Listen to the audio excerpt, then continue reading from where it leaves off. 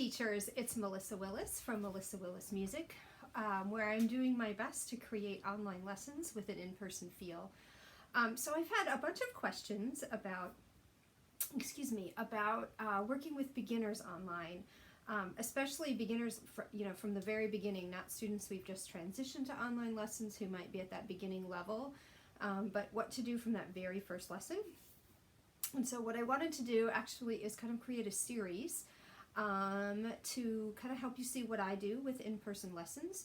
So again, I'm trying to create things with an in-person feel. So when I was teaching in person, I had lots of off-bench activities, manipulatives, props, things students could touch and use. So we were always, we were using our hands not just to play the piano, but to do different things and to create different visuals on the piano and in the music. So what I thought I would do with this first video is just kind of go through a rundown of what my beginners have on hand on their end to help with lessons. And of course these are things I also have on my end. But I try to have matching materials because that obviously helps them feel like they're with me when they can use all of those things that I'm using. So I have 2 empty bags, just a Ziploc and then another sort of clear Ziploc, and I'll kind of show you some different things I put in each of these. I should clarify that some of these things are sort of, office supply materials. Some of them are homemade materials. As you know from watching my other videos, I use lots of music mind games materials. So I'm going to kind of put the music mind games things in here that I use, and then the things that I make and the office supplies in here so you can see the difference. And then if I have a student who is unable to purchase, so my students, I should clarify by saying the things that go in this bag, the office supply things, these are often, these are the things that I provide students as part of their tuition. And the music mind games things are things that they buy, just like books and things. So if I have a student who's unable to buy all of the music mind games things, I have some homemade alternatives that I'll go ahead and put in this bag that I use with index cards. So, and I also have extra music mind game supplies that I also loan out to students. So I really try to make, I really try to do my best for students to have those materials because I think that they work best for games and activities, and they just make my teaching easier. So, but I wanted to provide some alternatives as well in case you need those. So, here we go. So first off, I'm just going to start with some of the writing utensils I like to give my students, and I'll just kind of plop them in here after I'm done. So the first one is really simple, pencils. I'm sure these are from the Dollar Tree. These are just dog pencils, or you can get them at the Target dollar spot,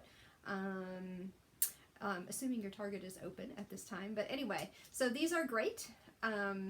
And I have animal ones because students love animals, but you can do all sorts of themes. I've also used mechanical pencils. And it's a really simple thing, but as we know as teachers, as we're teaching and we ask a student, grab your pencil and mark that measure, and there's often not a pencil there. So I provide these writing utensils, and I also remind students and also parents that these utensils are meant to live at the piano. So I encourage them to leave the Ziploc bag there or have a pencil cup, but that these are supposed to live at the piano, not in their room, not in the kitchen, not elsewhere in the house, but wherever the piano is. So the other thing I really like are erasable highlighters. If you're an MT&A member, you can get these at a great discount at OfficeDepot.com or in store at an Office Depot. We don't have one in our community right now. But anyhow, these are great. They make everything colorful. The yellow is really great, like for marking repeat signs and fingerings. And then the colorful ones, you can mark dynamics in one color, articulations. This is great for marking staccato notes. And then you can also mark sections, patterns, practice spots. So lots of times, I'll have a student circle a section in pink and then just refer to it as the pink section. And they know exactly then what I'm talking about. And you can even mark sections that are the same, all in one color. So these are just really invaluable. The only thing about these is that once you erase the highlighting, you can't write over it. So I try to always be sure to mark carefully. I also actually, and I haven't included these in a while, but I do like them, are erasable gel pens. They're a little bit more expensive, so this is something you can maybe have parents purchase for them. or do as a special treat. Like I did them as prizes. I did them as a thank you for some of my students when I first transferred to online teaching when I moved. And so I gave them a goodie bag as a thank you. And so now I just try to include some of those things for all my beginners because I think they're so helpful. And the erasable highlighters are less expensive than the erasable gel pens. So, and there goes my phone. Where it went. Anyway, then erasable colored pencils are really great as well. Again, these are a little bit more expensive because they're erasable, so you could use the non-erasable kinds, but I like these especially for online teaching because sometimes students accidentally mismark something. That's an honest mistake, right? And then they can erase it. And so they just, excuse me, just kind of look like that. So, and this is just a 12 pack, so that's all they really need. I know they come in bigger packs.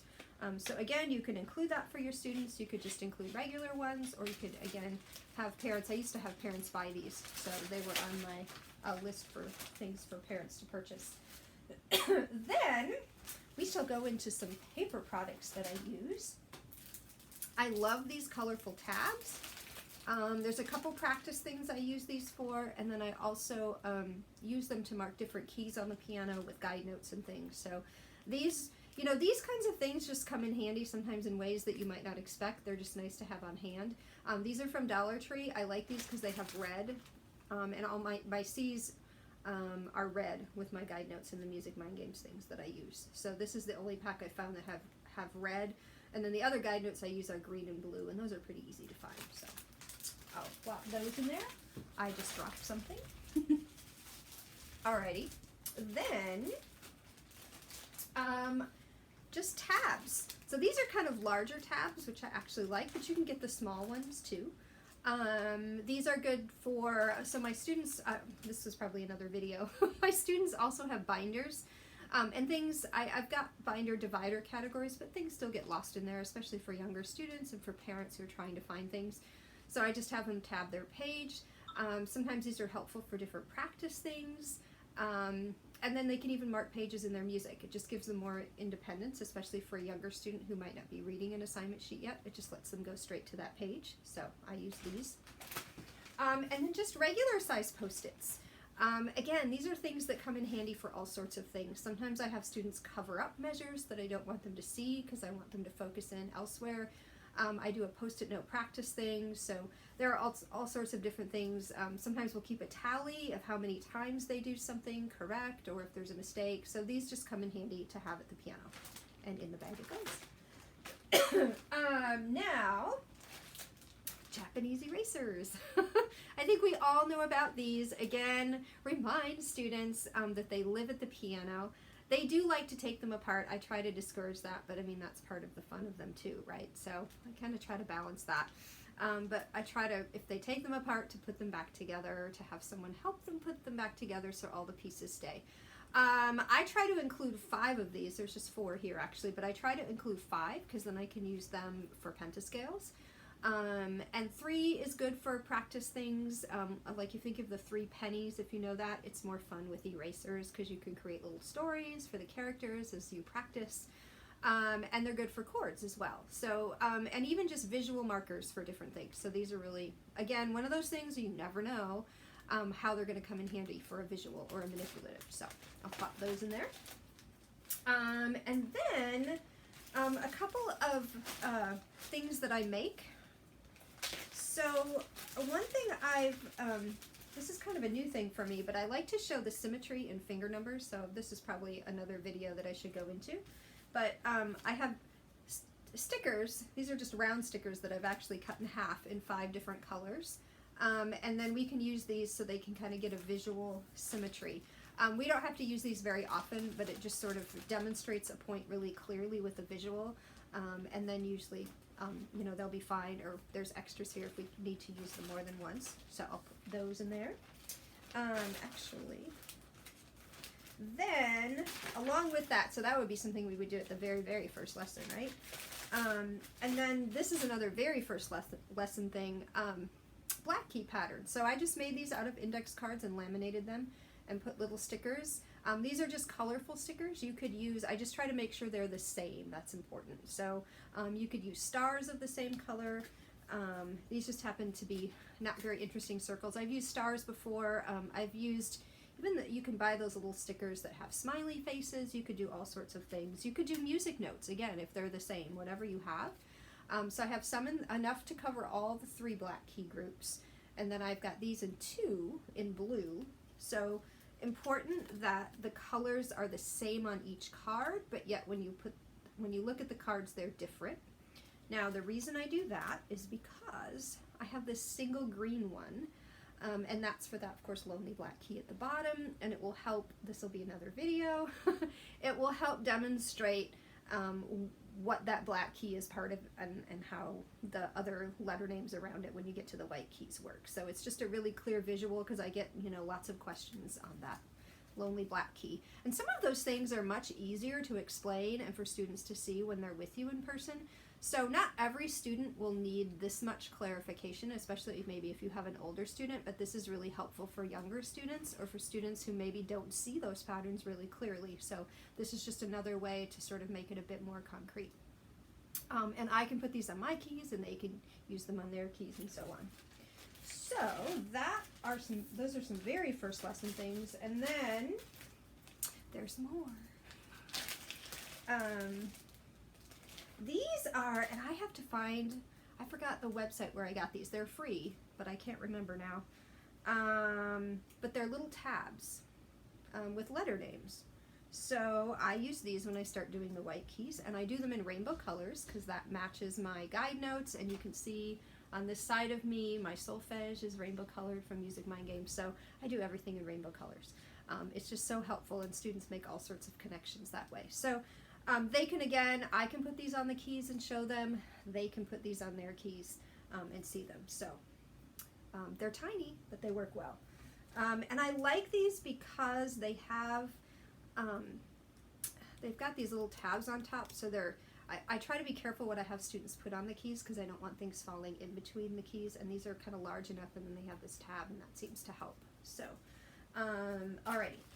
Then, so that's kind of, that's pretty much this sort of beginner goodie bag.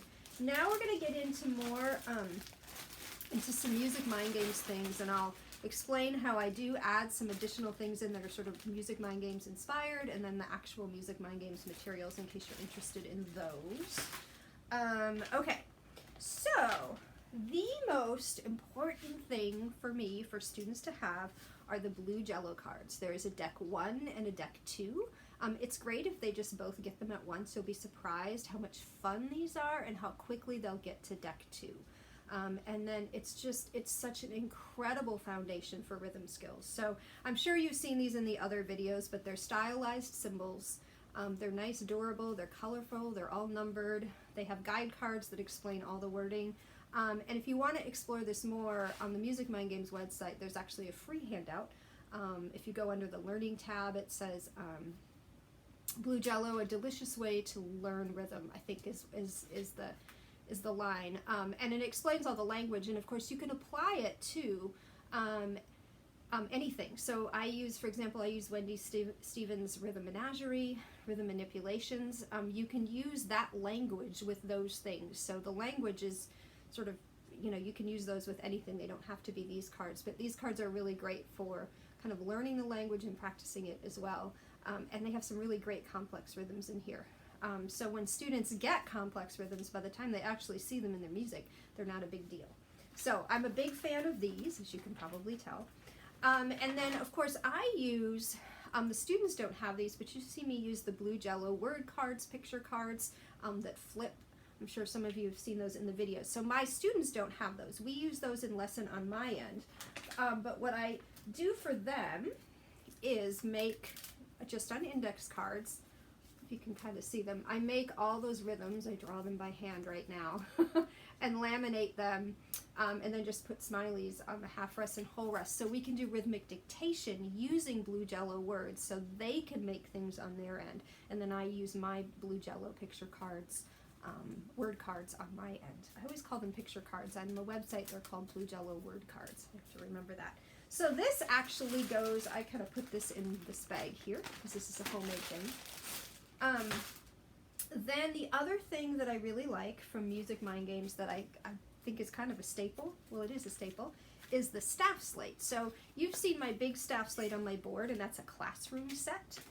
Students get a foldable one like this, and it does lay flat. This has just come out of the the fold-up container, but it lays flat, and then they can use, I also have them get magic notes and a magic wand, which if you don't know why those are magic notes or magic wands, I'll show you in a second.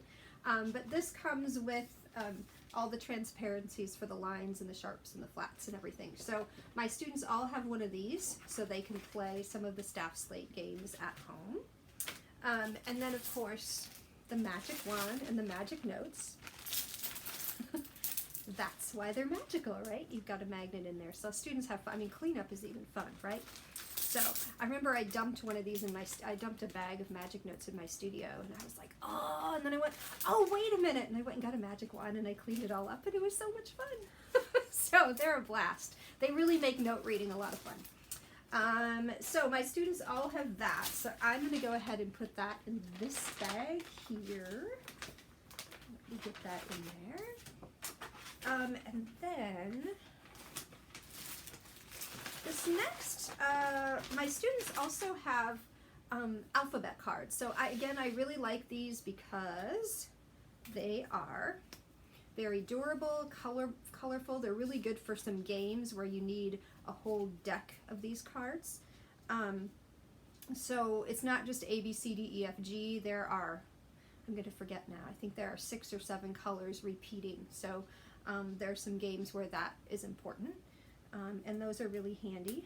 Now, again, if students are unable to get these, I'm going to put these in the bag. An alternative is on the Susan Parody site, she has these alphabet cards. So these I've printed and laminated.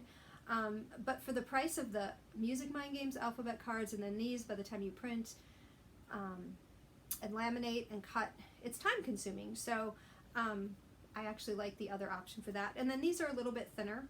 But if you just want 7 letters and don't do the other games, this is a great option too. So sometimes I will use these for a student who doesn't have the alphabet cards, or if I don't have an extra set to lend out to them.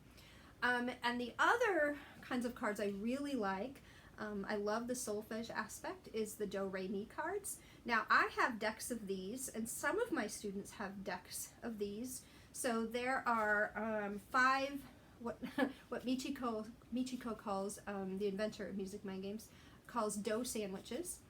There are 5 dough sandwiches in each deck. So sometimes what I'll do if my students don't have these cards is I will just give them a dough sandwich so they can do that. But again, if they have the whole deck, there's lots of melodic dictation things that you can do. So it's nice if they have the deck, but this is a good solution. So I'll put those in there. And then, let's see, what am I forgetting? Aha! Oh, I forgot to say the blue Jello cards. Susan Parody again has some rhythm cards on her website. I just printed these out and laminated them. They're not stylized, and they all have, the blue Jello cards have different numbers of beats on each of them, which helps with some games using bar lines down the road. I think these all have 4 or 3 beats, so these are already sort of time signatured out just a little bit. But again, this is another good option if you're not able, if your students aren't able to have those blue Jello rhythm card decks. So I forgot to show that. Then the 2 other things that I really like that are optional for my students are the rhythm playing cards. This is a 52 card deck. Yellow and blue cards. You can kind of see, there you go. And it has the rests and the notes and dotted notes. So I like the deck because you can play things like War, and there's some other games called 5 Hiding and Suspense. All different games that are really fun to play with these. But again, if they're not able to have these, or if they get them at a later date, if you want to do things, one thing that I do that's important is I just have students have, I made again on some index cards, just some note values so that they have those to use. I still use these on my screen excuse me, in lesson, but then they at least have something to look at home. Then, last of all, I like the grand staff cards from Music Mind Games. So they're large, they're very durable. I actually like that they don't have the answers on the back. It makes them think about their guide notes.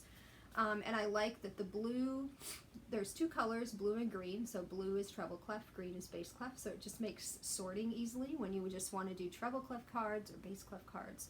So a lot of my students have these. But again, some students who aren't able to have those because I don't have them to lend out, or if they're unable to purchase them, I have these great flashcards as well from Melody Payne. It's a download on her website. They cost something, but it's nominal. It's very little. And then I printed them out and laminated them, and I like these again because they're really large. So I do have some students who have these as well, and they're working out really well. So that's really great. And then last of all, I just made kind of a smattering of things that I use, kind of prompts, so that we can use in pentascales. So I have some articulation prompts, I have some dynamic prompts, and some tempos. So for example, I could say we are going to play a pentascale largo, and if they don't know what largo is, we can talk about that. I should put a turtle on there. And then we're going to do fortissimo, and we are going to do legato. So you could layer them. You could do just one at a time. That's a lot to think about all of that, but depending on the level of your student. So those are just great ways to kind of get them thinking about those words in more of an application way than just like a symbol sort of flashcard drill. So it actually lets them use those symbols that they're looking at. So I have those as well that I put in this little bag here. So those are all, that's a lot of things, right? But those are all things I use in my studio. That is just the style that I teach. Now, here's the thing. This isn't all in a first lesson. So these materials will last for the first entire year, and then some. So especially the Music Mind Game things, they grow. So when you're buying these things, they last for that first year, into the second year, and the third year. And the games really grow. You can layer and add other things on them. So those will last a long time. The highlighters, depends how often you use them, how often they last, but all of those things will last a long time. So, and what's great is you have that goodie bag, and then when you're in a lesson online and you suddenly want to jump to something, you'd be like, oh yeah, get out those flashcards, you know, we're working on the staff, rather than having to individually be sure in that first year that they have everything. So it's just a really great way, and it's fun for students to get this goodie bag. It makes, you know, it's exciting, right, to have all these little manipulatives and things. So they really enjoy that. And I snail mail that to my students. So that postage is part of the tuition that they pay. It's a business expense for me. And they, you know, it's fun to get packages in the mail. So I hope it's helpful to see those things. I'll go back, some of the things that need a little bit more explanation, I'll go back and try to do some videos and kind of map out how I use some of those tools, and talk a little bit more about, you know, what I do in a very first lesson and so on, so you can sort of see those things. So I hope that's helpful, and happy teaching. Bye-bye.